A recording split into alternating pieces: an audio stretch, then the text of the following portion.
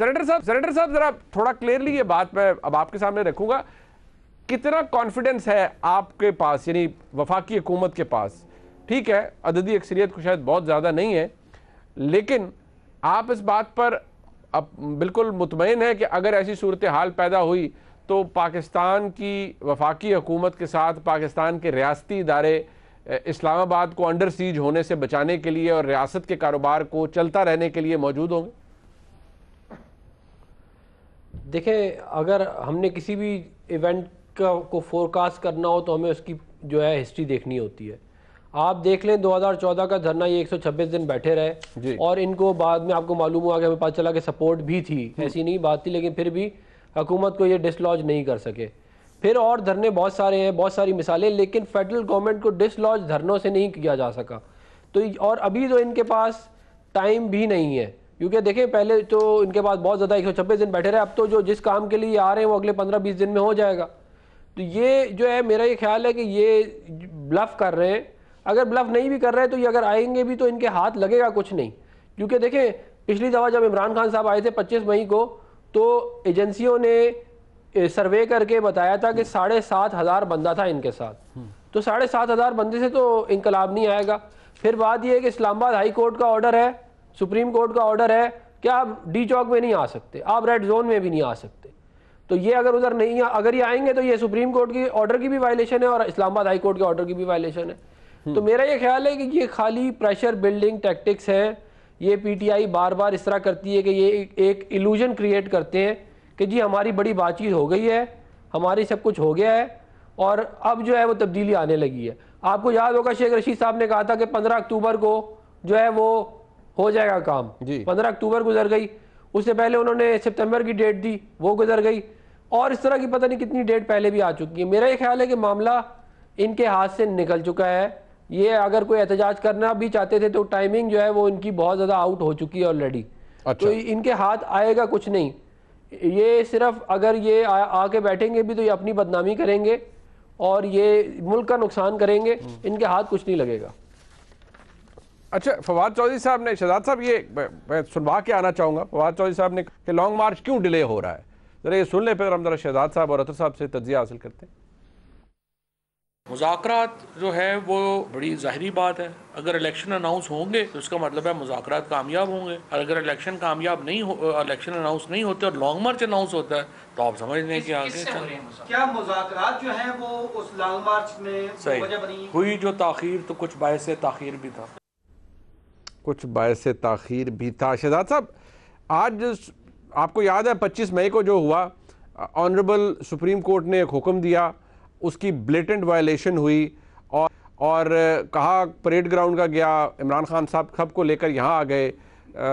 मोअज़्ज़ज़ chief justice साहब ने फरमाया, जब कॉन्टेम्प्ट की बात आई या बाद में उस वक्त भी जब एहतजाज किया गया वफाकी हुकूमत की जानिब से, तो उन्होंने फरमाया कि शायद मुमकिन तौर पर मुमकिन है कि उनको ये पैगाम पूरा ना मिला हो या हुक्मनामा पूरा ना मिला हो, जो कि मुझ तक, मैं एक आम पाकिस्तानी हूँ, मुझ तक तो पहुँच गया, मैंने पढ़ भी लिया। हैरत की बात थी कि जनाब इमरान खान तक वो कैसे नहीं पहुँचा और उन्हें कैसे ना पता चला हो। लेकिन आज भी जनाब चीफ जस्टिस साहब ने और मोअज़्ज़ज़ जज साहबान ने फरमाया कि हम कोई एंटिसिपेटरी ऑर्डर तो नहीं कर सकते और ना ही करेंगे, ना ही हम सियासत के अंदर मुदाखलत करते हैं, रियासत ने जो करना है, हुकूमत ने करना है वो करे। लेकिन क्या इमरान खान साहब के पास with every passing day space कम होती जा रही है? He has to call for the long march now, he has to bring people out, there is nothing much left. What do you say? देखें, एक तो अथर ने बिल्कुल ठीक कहा, पार्टी में ये कंफ्यूजन है कि हमें लॉन्ग मार्च करना चाहिए, नहीं करना चाहिए, कब करना चाहिए, इस हवाले से है, क्योंकि 25 मई को जो हुआ वो दोबारा अफोर्ड नहीं कर सकता। हर मरतबा तो आप ये नहीं कहेंगे कि फाइनल कॉल है। और इमरान खान साहब से मैंने ये भी रिसेंट मुलाकात में पूछा था कि अगर नाकाम हो गया फिर क्या करेंगे, तो उन्होंने कहा फिर हम अपनी सियासत जारी रखेंगे। तो ऐसा होता नहीं, इतनी दफा डेंट आप नहीं खा सकते। लेकिन ये जो इस्लामाबाद में मैं आपको बताऊं, एक तो आपको पता है अफवाहों का गढ़ है ये, मुख्तलिफ थ्योरीज चल रही होती है। अच्छा, कुछ अरसे पहले ये थी जिसका जिक्र एक दफा जावेद लतीफ साहब ने भी किया था, फवाद चौधरी साहब ने भी कहीं ये बात कही थी। तो उसमें थ्योरी ये थी कि कहीं से इशारा मिलेगा तो लॉन्ग मार्च करेंगे। अब बात यहां पर आ गई है कि अगर नेगोशिएशन नाकाम हो जाएंगे तो फिर हम लॉन्ग मार्च करेंगे। मेरे ख्याल से यही दो वजह है, एक तो पार्टी में इस वक्त इत्तेफाक नहीं है इस बात पे कि कब लॉन्ग मार्च करना है, और दूसरा शायद वो वेट कर रहे हैं कि ये नेगोशिएशंस किस करवट बैठती हैं, इस वजह से नहीं हो रहा। लेकिन आपने जो मुनीब अभी चीफ ऑफ आर्मी स्टाफ का बयान सुनाया बड़ा इंपॉर्टेंट है, और आई होप ऐसा ही हो कि किसी भी ग्रोह को पाकिस्तान को डिस्टेबलाइज करने की इजाजत ना दी जाए, क्योंकि अफान साहब ने जो भी मिसाल दी 126 दिन का धरना था, वो कह रहे हैं कि वो भी सपोर्टेड था। अफनान साहब से बेहतर वो बात कोई जान नहीं सकता। इनके वालिद साहब उस वक्त क्लाइमेट के वजीर थे, मुशाहिदुल्लाह खान साहब, अल्लाह उनको जन्नत नसीब करे। उन्होंने एक बीबीसी के इंटरव्यू में बात कही थी, उन्होंने एक कॉल का जिक्र किया था कि एक कॉल टैप हुई थी और वो सुनाई गई थी किसी को, और उसके बाद हुआ क्या कि उस वक्त के वजीर आजम साहब ने मुशाहिदुल्लाह खान साहब को वजारत से हटा दिया। वो कुछ एविडेंसेस थे जिसका जिक्र उस इंटरव्यू में कर बैठे थे, तो इसलिए उनकी वजारत चली। हालांकि वो आप दुरुस्त कह रहे हैं, जो मुशाहिद साहब ने बात की थी वो तारीखी तौर पर बड़ी दुरुस्त बात थी। जी जी बिल्कुल थी, लेकिन देखिए, जब अभी आज जैसे हम इमरान खान को कह रहे होते हैं कि अब जब आप हुकूमत से निकले तो आपको याद आता है कि सब कुछ एस्टैब्लिशमेंट करती है। जो भी वजीर आजम मुल्क में होता है ना, तो नई आवाज उठाता, उस वक्त को कॉम्प्रोमाइज करके अपनी सियासत चला रहा होता है, अपनी हुकूमत चलाने की कोशिश करता है। बाद में फिर चीजें सामने आती हैं कि ये हो गया। तो उस वक्त भी मियां साहब ने क्या किया था, मुशाहिदुल्लाह साहब की बात का किसी और ने बुरा माना होगा, उनको उनकी वजारत से हटा दिया गया। तो वो जो आप बता रहे थे, आप कह रहे हैं कि तारीखी तौर पे तो साबित हो गया।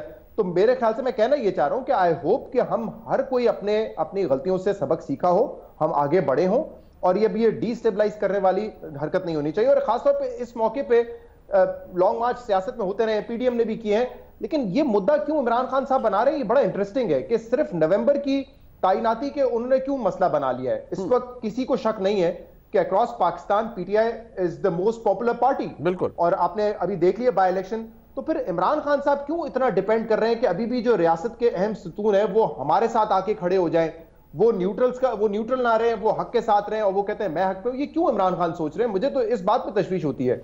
अगर इलेक्शन फरवरी मार्च में होते हैं तब भी आई एम श्योर वो एक स्ट्रॉन्ग पोजीशन में होंगे, जबकि इमरान खान खुद ये भी कहते रहे कि जितना अरसा ये हुकूमत करेंगे और कमजोर होते रहेंगे। तो फिर क्या वजह है कि वो इतना जल्दी इलेक्शन चाह रहे हैं? और ये सवाल हमने इमरान खान साहब से किया था रिसेंटली, और मैं इस नतीजे पे पहुंचा हूं कि पहले तो आप सुन रहे थे ना कि एक अपॉइंटमेंट वो करना चाहते हैं, एक शख्स को वो इस ओहदे पे देखना चाहते हैं। अब मामला मेरे ख्याल से उलट है, अब वो चाहते हैं कि वो एक शख्स जो है ना वो इस ओहदे पे ना आए, और उसका मेरे ख्याल से इमरान खान साहब को उससे तशवीश है कि अगर वो आ जाएंगे तो उनकी सियासत को भी नुकसान होगा, और वो एक मौके पे ये भी शायद कह चुके हैं कि वो समझते हैं कि इससे मुल्क को भी बड़ा नुकसान होगा। तो मेरे ख्याल से अब वो एक चीज जो है उनको बॉदर कर रही है, और उस वजह से उस सारा कुछ जो है फोकस उनका नवंबर की तैनाती पर है।